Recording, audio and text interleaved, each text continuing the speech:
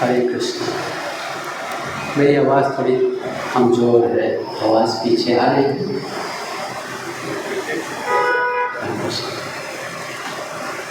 आप लोगों का बहुत आभार प्रकट करता हूँ कि आप सभी लोग ने जो है मुझे यहाँ पर बुलाया।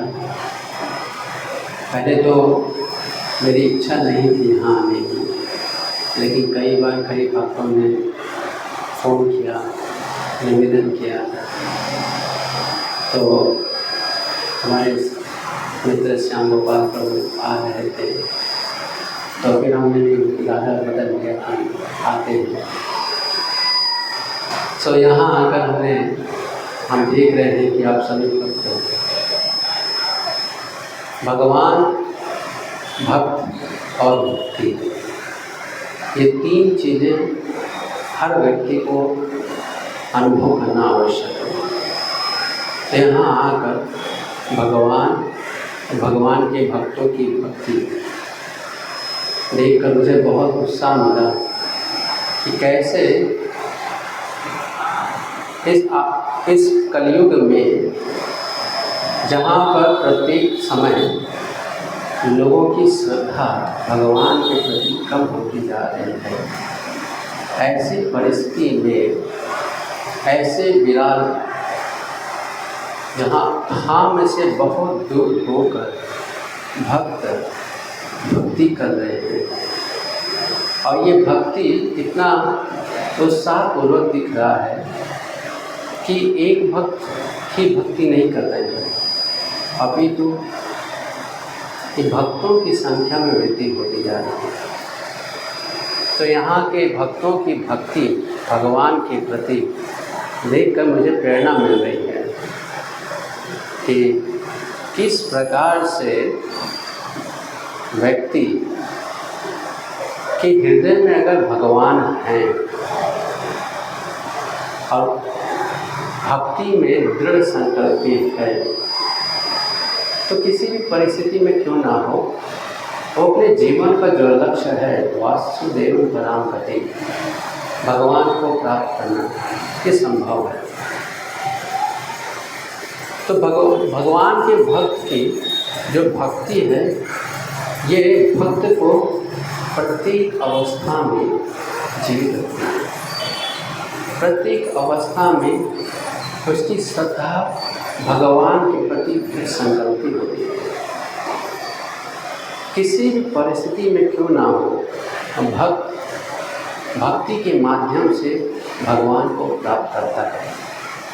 केवल प्राप्त ही नहीं करता, अपितु भक्त के हृदय में भगवान की भक्ति प्रकट होकर दूसरे जीवों के भी हृदय में भक्ति प्रवेश करती है, और इस प्रकार से एक भक्त से कई लोग प्रभावित होते हैं और कई लोग जो है भक्ति करना सीखते हैं।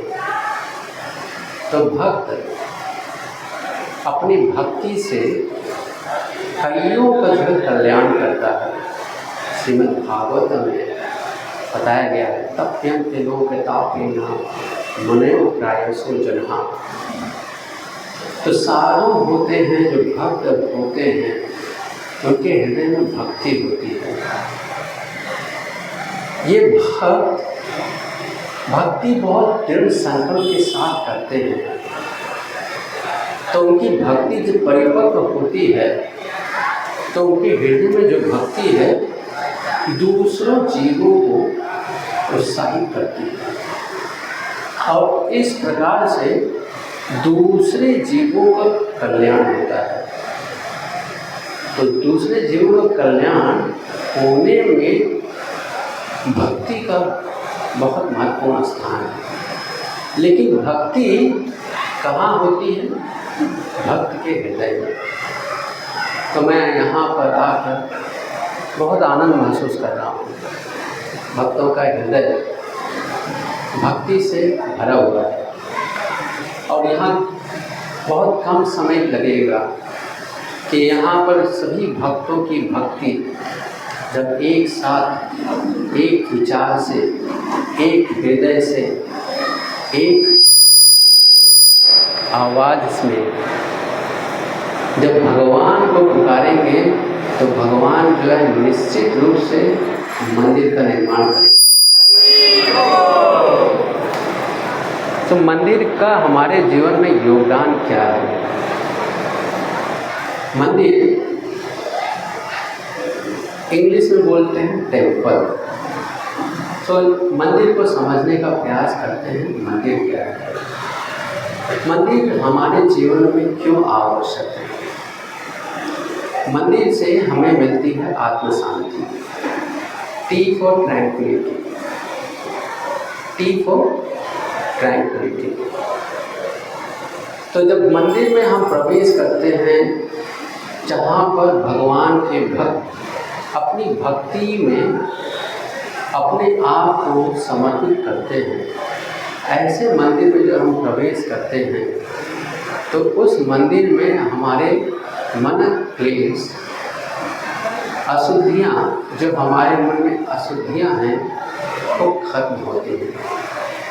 जब भी आप धाम में जाएं, जब ऐसे मंदिरों में जाएं जहाँ पर भगवान की भक्ति बहुत विधिपूर्वक, निष्ठापूर्वक, हृदयपूर्वक हो रही होती है, तो उस मंदिर में जो भी कोई प्रवेश करता है मन शांति मिलता है। कितने लोगों को मन शांति मिलता है?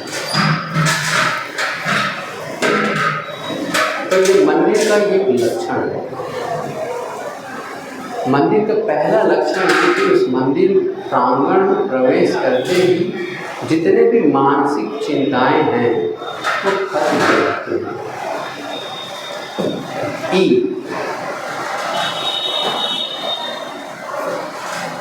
E for engagement. तो जब मंदिर में आते हैं तो भक्ति जो करते हैं उस भक्ति के माध्यम से अनेक प्रकार से भगवान की सेवा करते हैं। कोई कीर्तन कर रहा है, कोई प्रवचन दे रहे हैं, कोई श्रवण कर रहे हैं, कोई प्रसाद बना रहे हैं, कोई मंदिर मार्जन कर रहे हैं इत्यादि। तो इन सभी प्रकार से व्यक्ति को जो है भगवान की सेवा में लगते हैं। और जब भगवान की सेवा में लगते हैं तो 3 प्रकार के उनको लाभ होता है। पहला, जितने भी मन से उत्पन्न रोग होते हैं वो खत्म होते हैं। दूसरा, जितने भी अन्य जीवों के माध्यम से कष्ट मिले होते हैं या मिलते हैं उनसे लड़ने के लिए प्रेरणा मिलती है। तीसरा, जितने भी विपत्तियां हमारे जीवन में रहती हैं उन सब को पार करने के लिए हमें प्रेरणा मिलती है। और इस प्रकार से हमारी चेतना शुद्ध होती है। जब हम अपने आप को भगवान की सेवा में लगाते हैं तो हमारी चेतना शुद्ध होती है।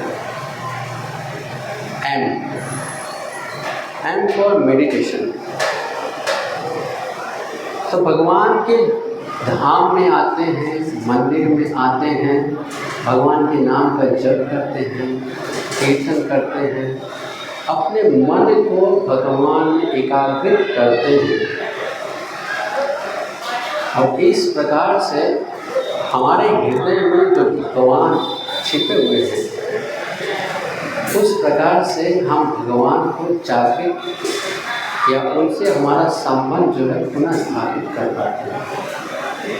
कैसे संभव होता है? भगवान के नामों पर मेडिटेशन करते हैं।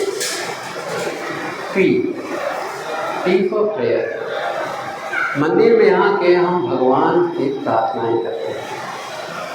कई प्रकार की प्रार्थनाएं होती हैं, जहाँ पर हमारे कुछ पर्सनल प्रार्थनाएं हो सकती हैं, कुछ शास्त्रों की स्तुतियाँ होती हैं।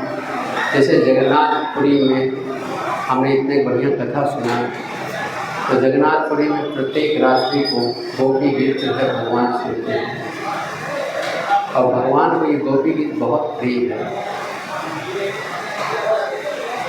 एल प्रेम, एल भक्ति जो प्रेम से युक्त होती है वो भगवान को पसंद आता है। भक्ति कई प्रकार से लोग करते हैं, उसमें सर्वश्रेष्ठ भक्ति उसे कहते हैं जिसमें प्रेम होता है, भगवान के प्रति प्रेम होता है। जिस प्रकार से माता अपने बच्चों के साथ प्रेम करती है, वैसे ही भगवान और भक्त के बीच में प्रेम होता है। अब वही सेवा भक्ति अगर प्रेम से युक्त होती है तो भगवान जो है अपने आप को उस भक्त को रिवील करते हैं।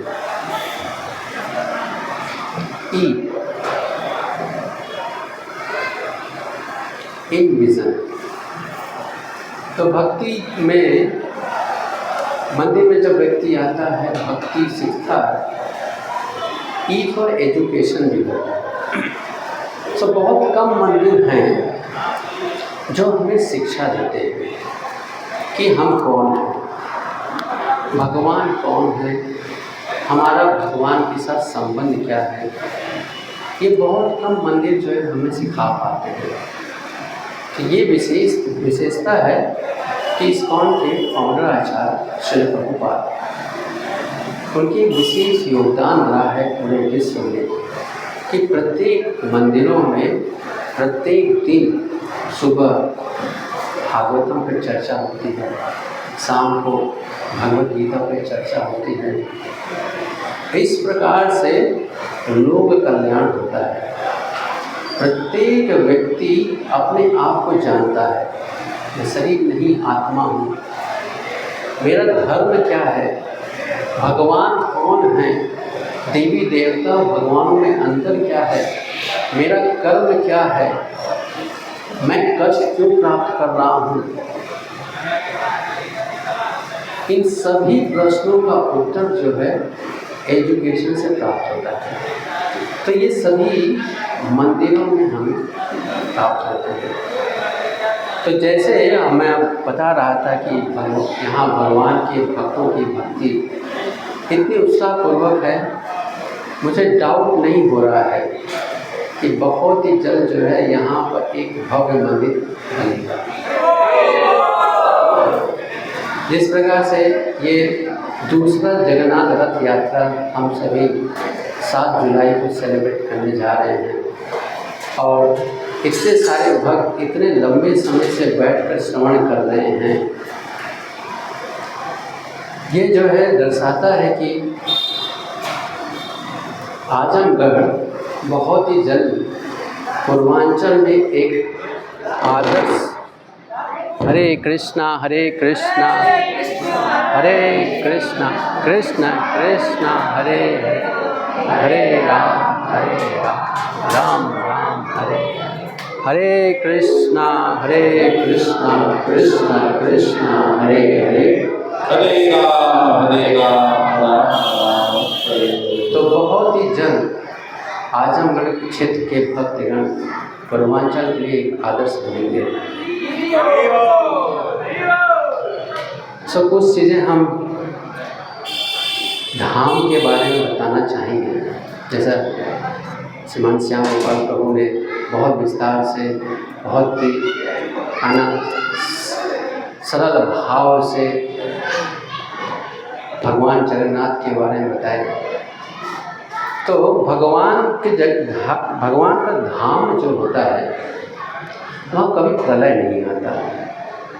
जब भी ब्रह्मा जी की दिन अवधि पूरी होती है तो पूरे ब्रह्मांड में 4 प्रकार के प्रलय आते हैं। लेकिन जब भी प्रलय आता है तो जितने भी धाम होते हैं वो कभी डूबते नहीं हैं। ऐसा क्यों होता है? क्योंकि भगवान के जितने धाम होते हैं वो भौतिक स्तर पर नहीं होते, भौतिक स्थान नहीं होता। कहने के लिए बोल सकते हैं कि उड़ीसा में है, मथुरा में है, अयोध्या में है, द्वारका में है। ये भौतिक स्तर पे हमें दिखेगा कि ये इन स्थानों पर है। लेकिन और ऊपर की दृष्टिकोण से अगर हम देखेंगे, शास्त्रों के प्रमाण से हम देखेंगे तो धाम जो है पृथ्वी पे नहीं है। तो आपको ये प्रश्न संकोच में आएगा कि पृथ्वी पे नहीं तो कहाँ है? वास्तव में ये धाम जो है अनंत शेष जो है अपने सिर पर पृथ्वी को धारण करते हैं, ब्रह्मांड को धारण करते हैं। तो जैसे इनको समझने के लिए जैसे पेड़ की 2 डालियाँ होती हैं, एक डाली के ऊपर दूसरी डाली, तो साधारण बच्चे को लगता नहीं कि ये दोनों अलग अलग डालियाँ हैं, एक ही डाली लगती है। तो इसी प्रकार से ये धाम जो है पृथ्वी और धाम का स्थान जो है ओवरलैप करता है, और इस वजह से हमें लगता है कि ये धाम जो है भौतिक जगत में है। वास्तव में वो भौतिक जगत पे नहीं होता, वो एक दूसरे फन पे होता है। आनंद शेष के अनेक फन हैं, तो उस पर जो है भगवान के धाम होते हैं। तो जब प्रलय आता है तो भौतिक जगत में आता है, आध्यात्मिक जगत में नहीं होता। तो जब वो ओवरलैप होता है, इसलिए जो है हमें पता नहीं चलता कि कैसे जो है धाम में प्रलय नहीं आता। यही कारण है। दूसरा चीज़, भगवान जगन्नाथ इस प्रकार से क्यों है, भगवान की आंखें ऐसी क्यों हैं? तो इसमें जो है बहुत अच्छे पास टाइम है। एक पास टाइम आता है कि माता रोहिणी द्वारका में सभी कृष्ण की रानियों को कृष्ण के वृंदावन की लीलाओं के बारे में बताती हैं। क्योंकि सभी गोपियाँ जो हैं, सभी रानियाँ कृष्ण की बाल लीलाओं को कभी सुनी नहीं थी और बहुत जानने की इच्छा करती थी। तो सभी ने जो है माता रोहिणी से प्रार्थना किया कि कृष्ण की वृंदावन की लीलाएं बताइए। क्यों भगवान कृष्ण हमेशा वृंदावन के वासियों को स्मरण करते हैं? क्यों भगवान हमेशा उनको चिंतन करते हैं और रोते हैं?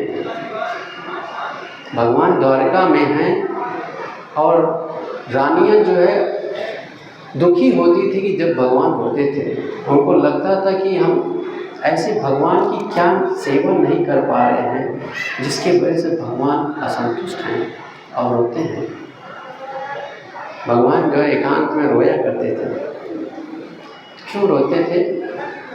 तो ये ऐसे बहुत सारे प्रश्न लेकर सभी रानियां जो है माता रोहिणी के पास जाती हैं और प्रार्थना करती हैं। तो माता रोहिणी एक शर्त पे कथा बताना शुरू करती है कि जो कथा मैं बताने जा रही हूँ, ये कथा कृष्ण बलराम नहीं सुनने चाहिए।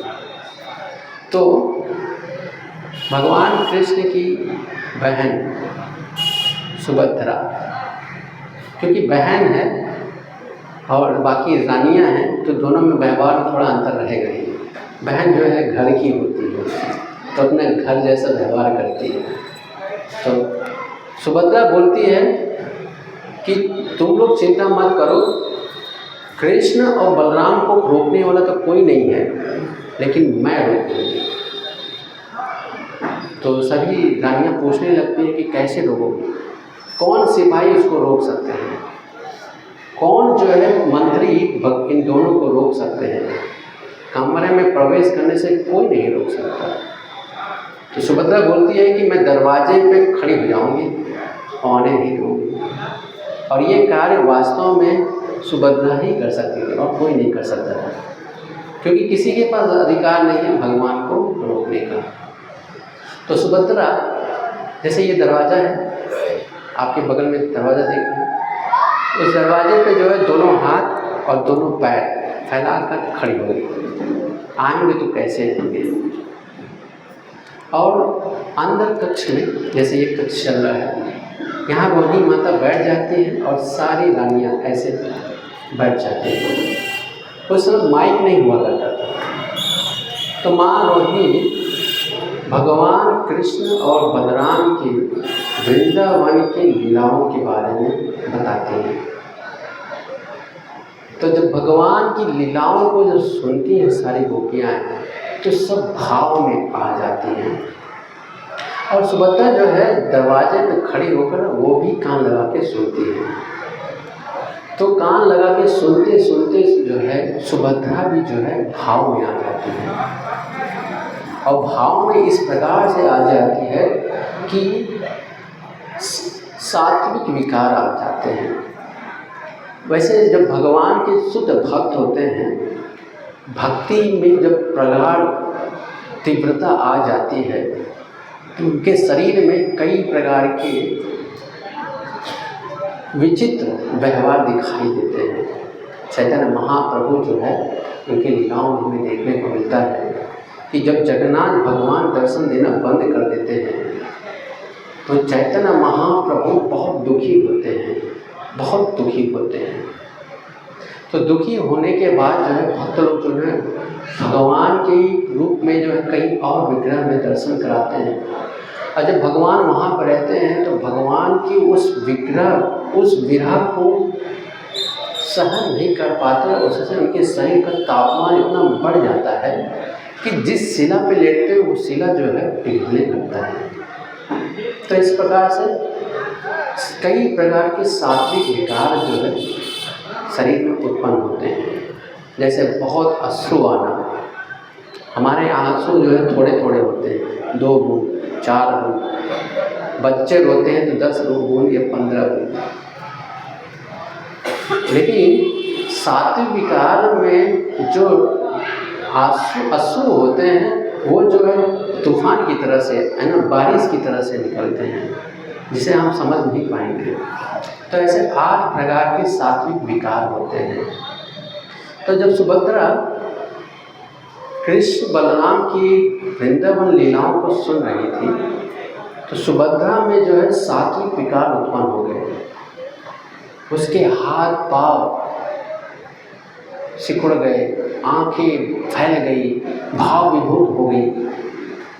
तो उसी समय कृष्ण और बलराम जो है कहीं से आ रहे थे, तो देखा कि दरवाजे पर जो है सुभद्रा इस प्रकार से खड़ी है।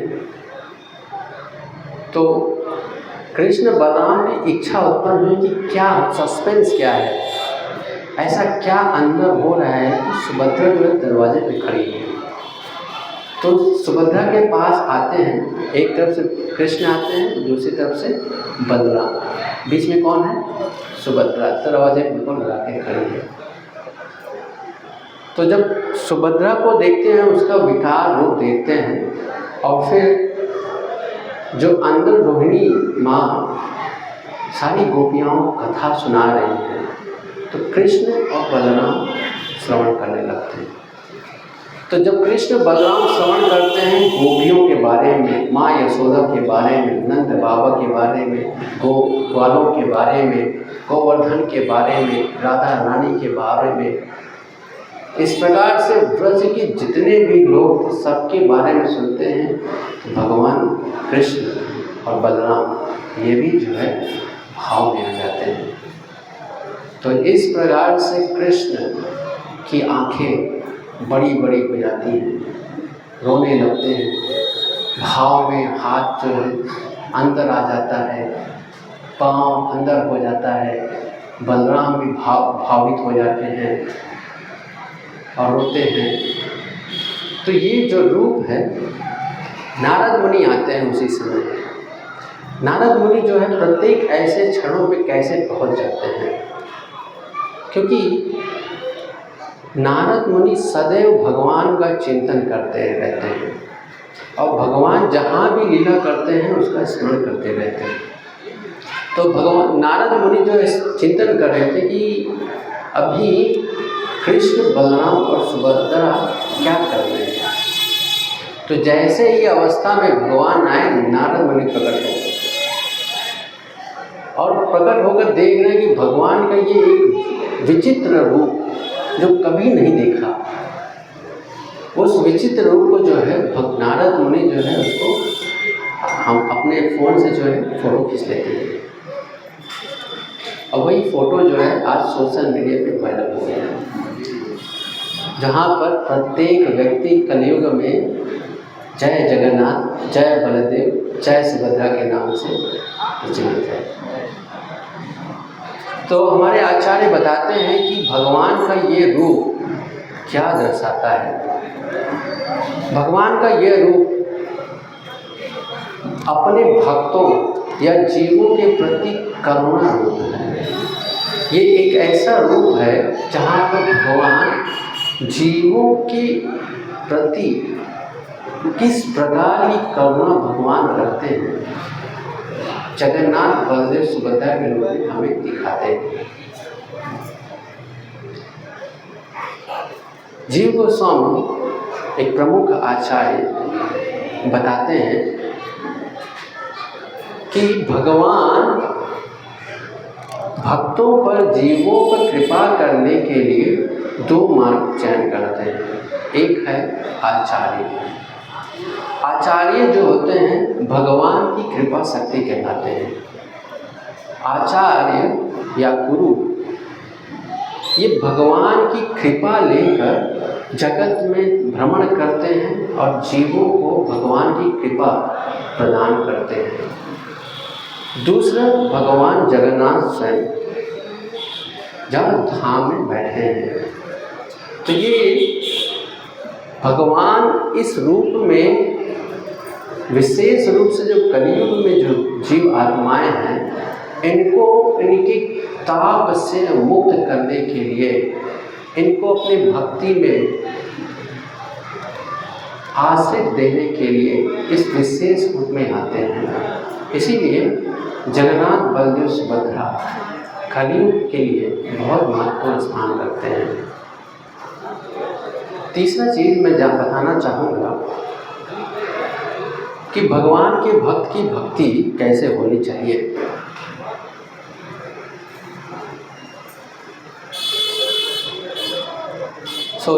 हम सभी जो जानते हैं मायापुर में और जगन्नाथपुरी में भगवान चैतन्य महाप्रभु का विशेष लीलाएं हैं। तो चैतन्य महाप्रभु जो कि ये भगवान कृष्ण और राधा के युगल अवतार हैं, ये आज से 550 वर्ष पूर्व नदिया ग्राम में मायापुर क्षेत्र में प्रकट होते हैं, ये सिखाने के लिए कि इस कलयुग में भक्त भक्ति कैसे करें। भगवत गीता में भगवान ने बताए थे, सर्वधर्मानि परित्यज्य माम एकम शरणं व्रज अहम त्वं सर्व पापौघि मोक्षामि मा शुचा। भगवान ने भगवत गीता बताया कि धर्म छोड़ दो, सभी धर्मों को छोड़कर मेरा शरण ग्रहण करो। और इसके बाद ये डेमोन्स्ट्रेट नहीं किया कि कैसे छोड़ना है, कौन सा धर्म छोड़ना है, धर्म छोड़ने के बाद करना क्या है, ये नहीं पता चला। तो फिर सुखदेव गोस्वामी के माध्यम से बताते हैं कि सर्वधर्मान परित्यज्यम के बाद करना क्या है।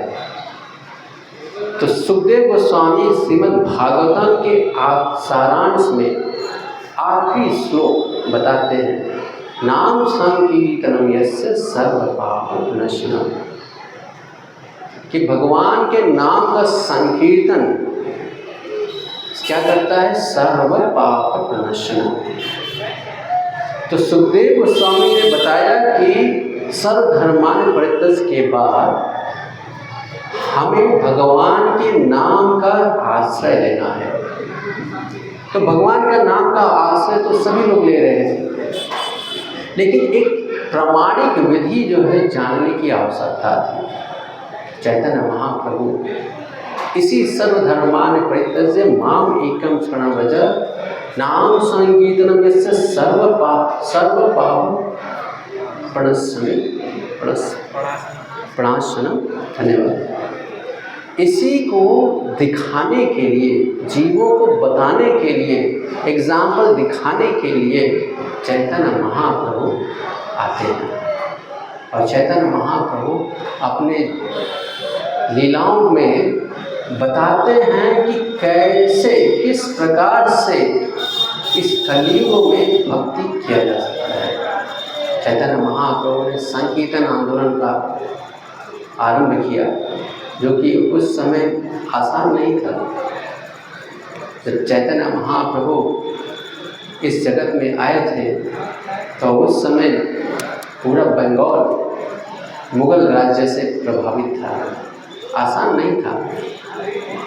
और इनके साथ ही कर्मकांड बहुत ही कठोर अवस्था में आ गया था, जिससे एक व्यक्ति के भगवान शास्त्रों के प्रति श्रद्धा जो है दूषित हो गई। तो ऐसे समय में चैतन्य महाप्रभु अपने अनुयायियों के साथ, अपने पार्षदों के साथ इस आंदोलन को, नाम संकीर्तन आंदोलन को प्रदर्शित करते हैं और दिखाते हैं, अपने जीवन से दिखाते हैं कि भक्त कैसे भक्ति करता है। भक्त को भगवान के प्रति भक्ति कैसे करना चाहिए चैतन्य महाप्रभु बताते हैं। प्रत्येक व्यक्ति भक्ति करना चाहता है, लेकिन एक सही रूप से भक्ति कैसे करें चैतन्य महाप्रभु बताते हैं। तो एक बहुत अच्छा लीला जो है चैतन्य महाप्रभु भगवान के रथ यात्रा के समय में करते हैं। 7 तारीख को रथ यात्रा होने वाली है और सभी भक्त नाम संकीर्तन के माध्यम से पूरे आजमगढ़ शहर में भगवान रथ को खींचेंगे और संकीर्तन करेंगे। ये संकीर्तन, ये रथ यात्रा चैतन्य महाप्रभु कैसे करते थे उसको जानने का थोड़ा प्रयास करते हैं। तो भगवान जगन्नाथ भगवान के कृष्ण के रूप में है और चैतन्य महाप्रभु भगवान जो है भक्त के रूप में है। वो भी भगवान है लेकिन भक्त के रूप में है। तो भक्त भगवान के प्रति कैसा भक्ति करता है चैतन्य महाप्रभु रथ यात्रा में प्रदर्शित करते हैं। तो चैतन्य महाप्रभु कीर्तन में जो है बहुत ही उदंड कीर्तन करते थे, है ना। जमीन से काफ़ी ऊपर उछल के कीर्तन किया करते थे और भगवान के नाम में इतने भावुक थे, इतने प्रेम में डूबे हुए थे कि उनकी आंखों से अश्रु आ रहे हैं, उनके शरीर से बहुत पसीने आ रहे हैं, पूरे शरीर का ताप बढ़ गया है और इतने लंबे छलांग लगाते थे कि उनको जब जमीन पे गिरते थे बहुत जोर से आवाज़ आती थी, लेकिन तुरंत उनके फिर कीर्तन करते थे।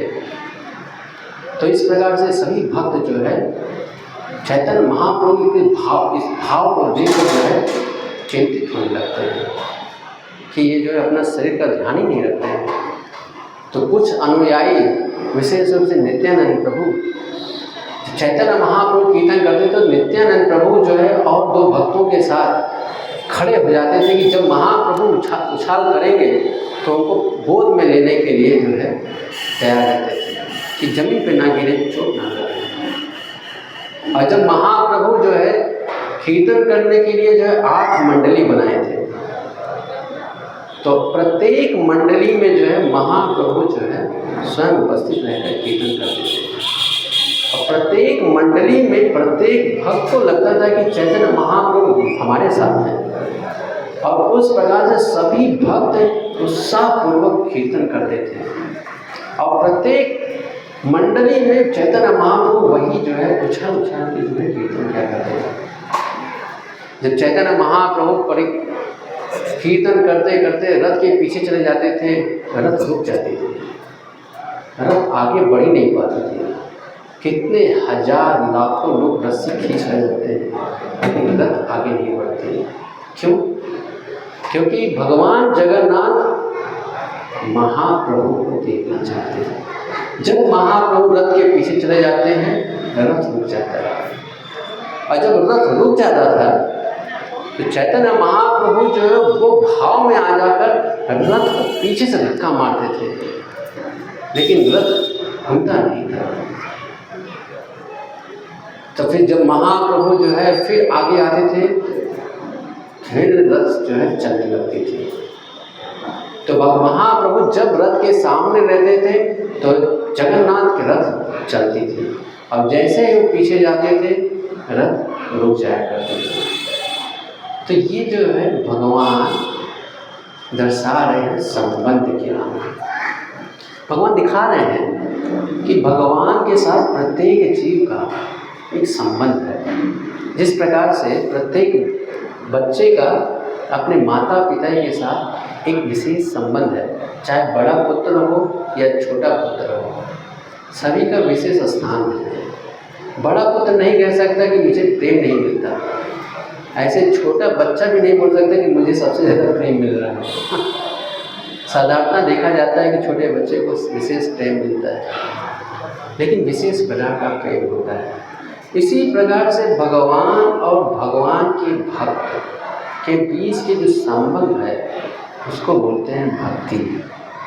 और भक्ति जब प्रगाढ़ अवस्था में आता है तो भगवान और भक्त के बीच की जो दूरी होती है कम हो जाती है, और जब वहाँ पर भक्त अपने शुद्ध भक्ति के लक्षणों को प्रदर्शित करता है, और यही जो है भगवान को आनंद देता है। तो जब हमारी भक्ति परिपक्व अवस्था में आ जाती है तो भगवान का अनुभव, भगवान की हमारे साथ जो साक्षात्कार है, जो भगवान हमें अनुभूतियाँ देते हैं, वो हम प्रत्यक्ष रूप से अनुभव करना जान जाते हैं। तो भक्तों के जीवन में जो संघर्ष होता है, ये संघर्ष तभी तक संघर्षपूर्ण दिखता है जब तक भक्त की भक्ति परिपक्व नहीं होती। जब भक्त की भक्ति परिपक्व हो जाती है वो संघर्ष नहीं होता। जैसे माँ का संघर्ष, बच्चे को रात को 2 बजे सेवा करना संघर्ष नहीं है।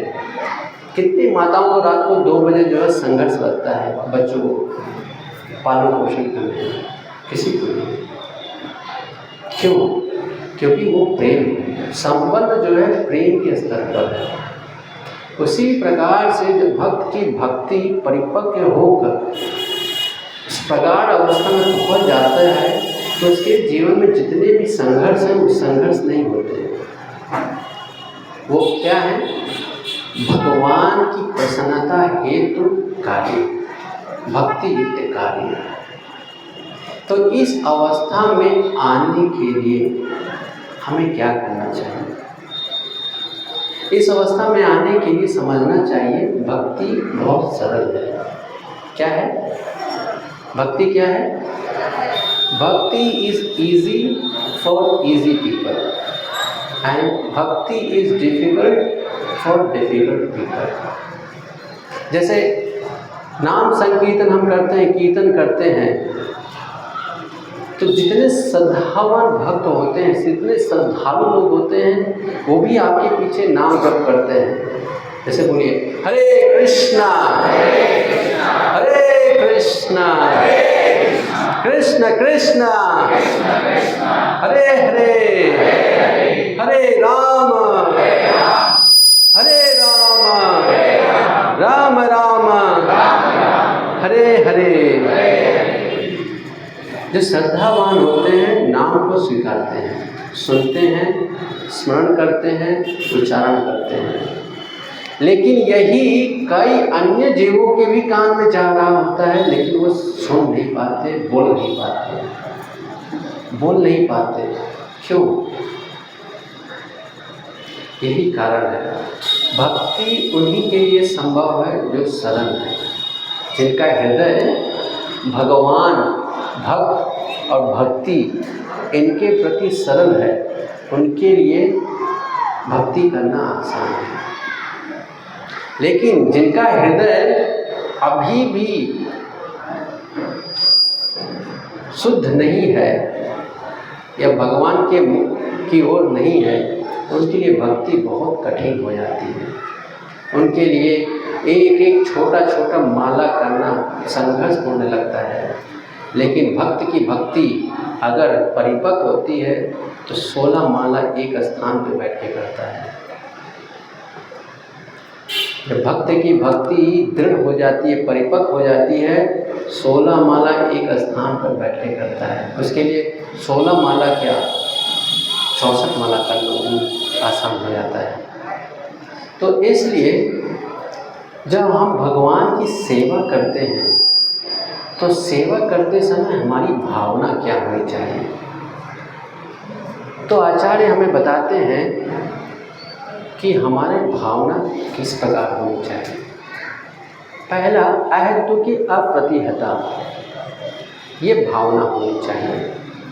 अहेतु की मतलब हम भगवान की भक्ति करना चाहते हैं, हम भगवान की भक्ति कर रहे हैं, वो बिना किसी हेतु के कर रहे हैं। अर्थात हमें भक्ति करने के बाद कुछ भगवान से रिटर्न में मांगना नहीं है कि मैंने आपकी भक्ति की है, 2 निर्जला एकादशी किया है, मुझे कुछ दीजिए। अहेतु की भक्ति, प्रतिष्ठा नहीं चाहिए, धन नहीं चाहिए, कीर्ति नहीं चाहिए, यश नहीं चाहिए, सिर्फ और सिर्फ आपका भक्ति करते रहूँगा। अहेतु की।